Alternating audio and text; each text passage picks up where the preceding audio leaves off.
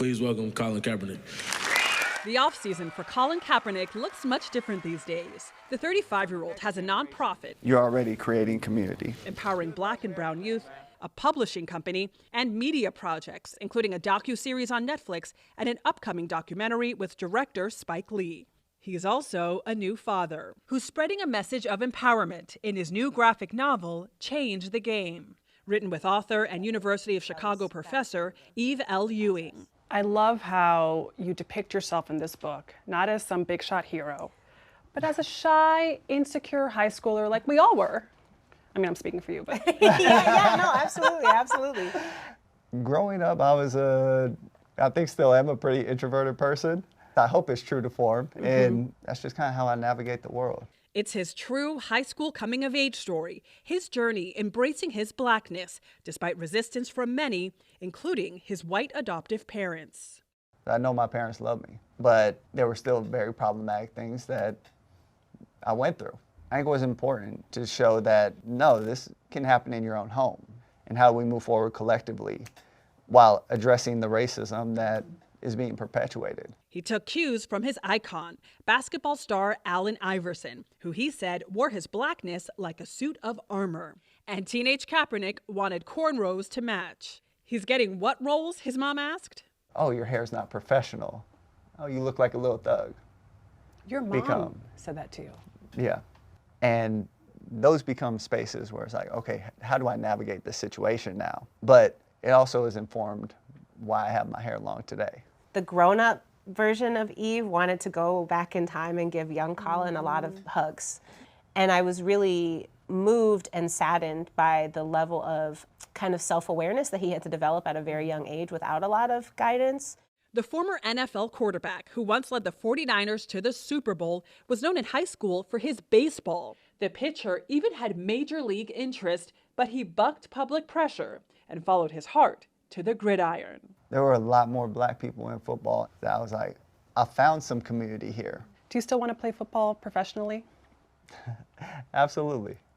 I woke up this morning before our events, trained 5-6 days a week.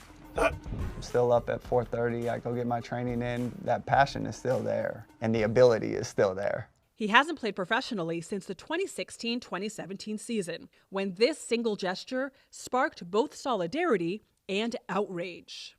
Why did you choose that day and to protest in that way? That's actually something we're going to dive deep into with the doc that's coming this fall. But as it relates to the book, people may look at that moment and be like, oh, you must have been this person all along. And it's like, no, there's growth that has to happen. Will you continue to sit? Yes. Then Kaepernick couldn't get hired and even sued the NFL for collusion in a case that settled. Are you talking to any teams? We reach out to all 32 teams every year throughout the year, because my biggest thing is just let me get on the field. If I'm not good enough, cut me, but give me the chance to show you what I can do. In 2019, the NFL organized a workout for you in hopes of getting you hired. You chose not to go to their workout. You held your own workout. What do you say to people who argue that the NFL did give you a shot? That's another great question that will be covered in the doc. In 2020, what did it feel like for you Say his name, George Floyd, to see everyone almost wake up? Another great question that will be covered later this year. Colin, I got a lot of great questions. I appreciate the thoughtfulness. Not a perfect documentary. I won't speak for Colin, but I think that in thinking about what impact looks like, it's so much bigger than changing one system or one league. What does it mean for all of us to be faced, as we invariably are, with really tough decisions about what it means to do good in the world? And how do we inspire one another to make different decisions when that time arises?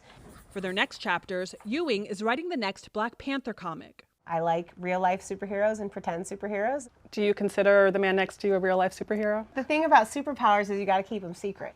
Part of the goal in telling the story is, no, take pride in your Blackness, take pride in your culture. My hope is young people and readers walk away and they seize their power. When y'all are in that position, you have the opportunity to change things. Kaepernick's story continues with his advocacy and trying to return to the NFL. Colin, what is it like for you all these years later to be pushing and still not getting a yes?